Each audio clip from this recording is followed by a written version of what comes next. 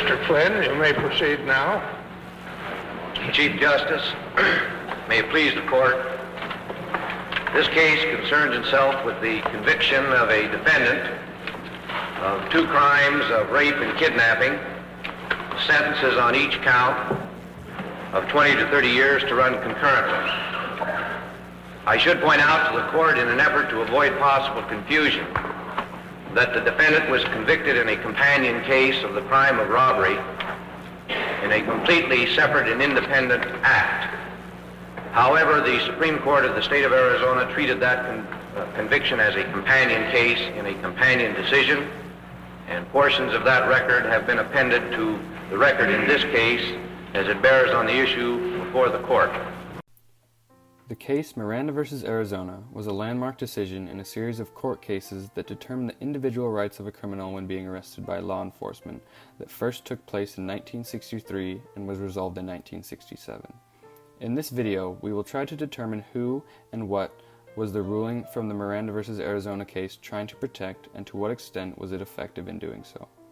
To answer this, we will examine in detail the cultural, sociological, and psychological perspectives that are entwined within this event.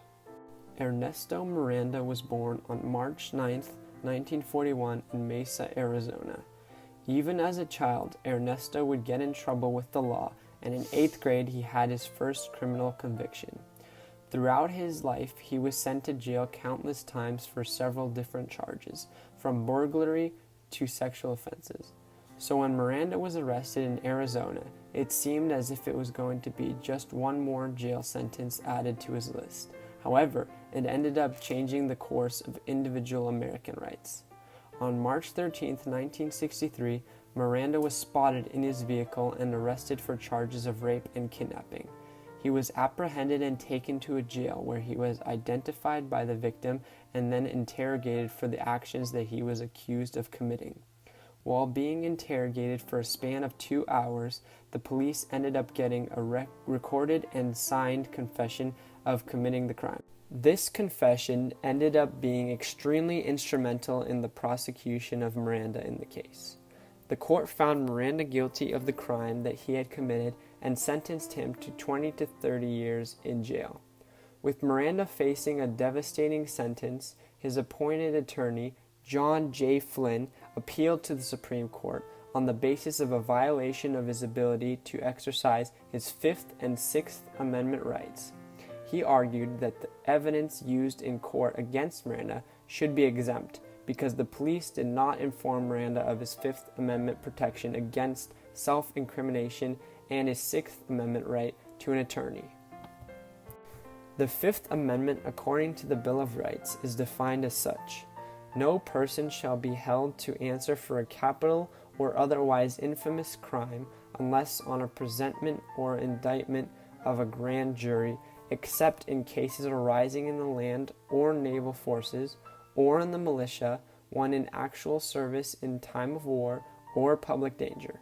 Nor shall any person be subject for the same offense to be twice put in jeopardy of life or limb, nor shall be compelled in any criminal case to be a witness against himself, nor be deprived of life, liberty, or property without due process of law, nor shall private property be taken for public use without just compensation.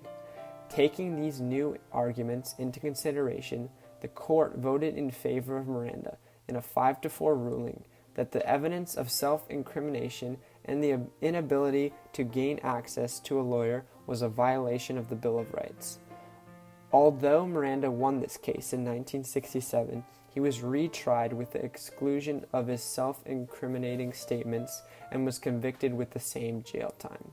Miranda was paroled 5 years after the decision and returned to home, only to die a year later.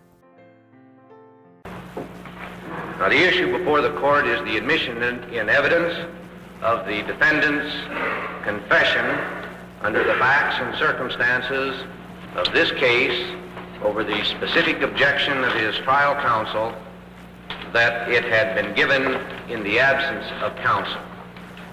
The trial court in June of 1963, prior to this court's decision in Escobedo, allowed the confession into evidence. Miranda versus Arizona, more specifically, the Miranda right, affected the culture of American society in several different ways and had split the views from different types/groups of people.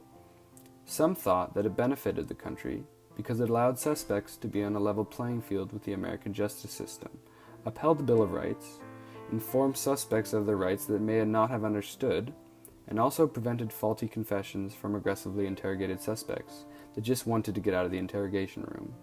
Others disagreed, stating that it allowed criminals guilty of crimes to get away with them easier. The Miranda right may have been a landmark case, but since its establishment, there has not been a significant decrease in confessions by suspects. In a similar way, an anti-Miranda scholar claimed that Miranda versus Arizona has only affected around 8% of court cases in the U.S. Rights then were that he had the right not to incriminate himself, that he had a right not to make any statement, that he had the right to be free from further questioning by the police department, that he had the right at an ultimate time to be represented adequately by counsel in court, that if he was too indigent, too poor to employ counsel, that the state would furnish him counsel. The Miranda versus Arizona case also affected the society of America. In a time of crooked cops and corruption in law enforcement, it was a good way to combat this. Criminals were treated a lot better during this time, with cops being forced to respect their rights. With the Miranda right limiting the power of cops, civilians felt more safe and trusted cops more than ever. This case also showed the strength of the Supreme Court and the judicial branch. The Warren Court, and its liberal views, voted in several cases related to criminal rights, changing the rights given to suspects and the prison system.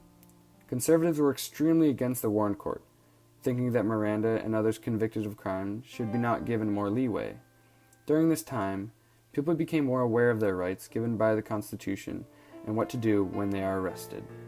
Statement because it's supported in the finding of the court based on the interrogation of the officers, the testimony of the officers in the trial that is actually before this court concerning their advice to him, and the findings of the court based on his understanding, the reading of the statement, the testimony coupled with this. I believe then that the court below, which clearly found that to be true, that he had been fully advised, had a proper basis for finding all these to exist, except that there is no quarrel, that he was not specifically advised that he had a right to counsel. Is it your position that the record shows that he was advised of these rights somehow, some way, in addition to the legend on his confession? That's my question. Yes. And where is that? I believe the police officers testify to the fact that they told him of his rights, and that they also, besides telling him, the record is a little unclear in both cases as to exactly when it took place, but I believe the record supports a statement that he was advised specifically by them of his rights, and then he was adverted to the paragraph, and perhaps even again the paragraph was read to him. But the record is not really all four square. It's not that clear. There are a lot of psychological effects that come from the case of Miranda versus Arizona. For instance, criminal confessions alone can be altered depending on the environment that suspects are in. If a cop is harassing a suspect and threatening them, a suspect is more likely to tell cops what they want to hear to avoid being physically or mentally harmed. Even if not being harassed, a criminal is not always in their best state of mind while being interrogated and can accidentally say something that may be used against them in court. The Miranda right prevents this. However, policemen still have the right to interrogate suspects and also have developed ways to get past the Miranda right. With the Miranda right in place, confessions from victims have become a lot more powerful when used against the victim.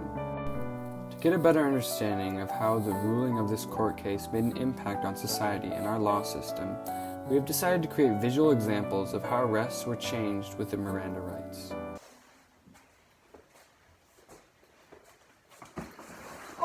Alright, punk, you're coming with me.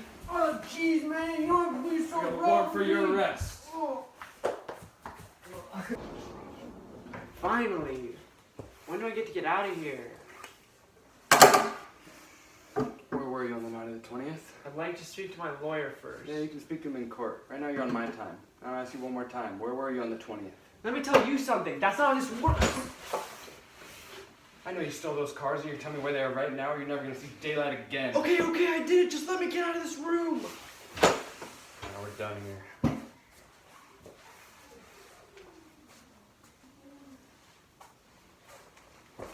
Oh, jeez, man. You have the right to remain silent and refuse to answer questions. Anything you say may be used against you in a court of law. You have the right to consult an attorney before speaking to the police, and you have an attorney present during questioning now or in the future. You cannot afford an attorney. One will be appointed for you before any questioning if you wish. You decide to answer questions now without an attorney present, you will still have the right to stop answering at any time until you talk to an attorney. Knowing and understanding your rights, I have explained them to you. Are you willing to answer my questions without an attorney present? No, I wish to speak to my lawyer All first. right, get in the car. We're going to the station.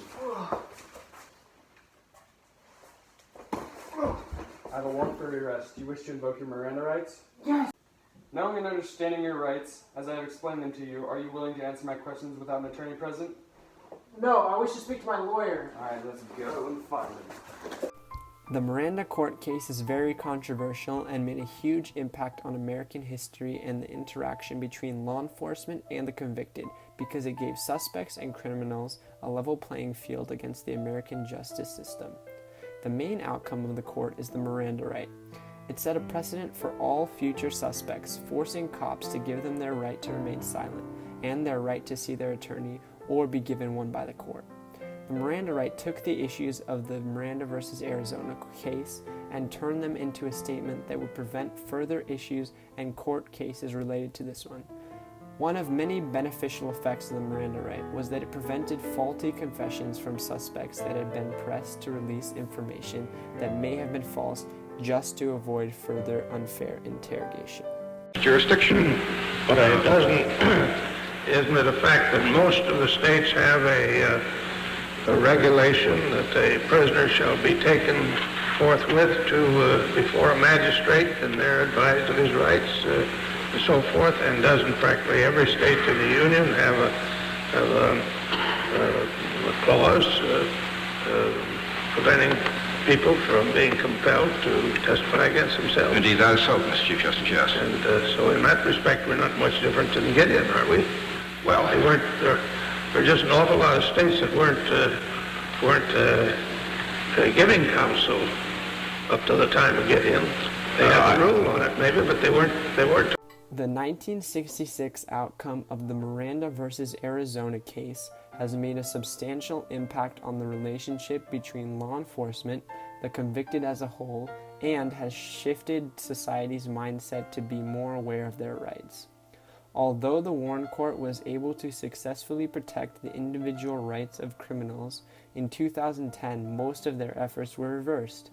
In the Supreme Court case Burgess v. Tompkins, the court ruled that unless and until the suspect actually stated that he was relying on that right, his or her following voluntary statements could be used in court and police could continue to interact with or question the suspect.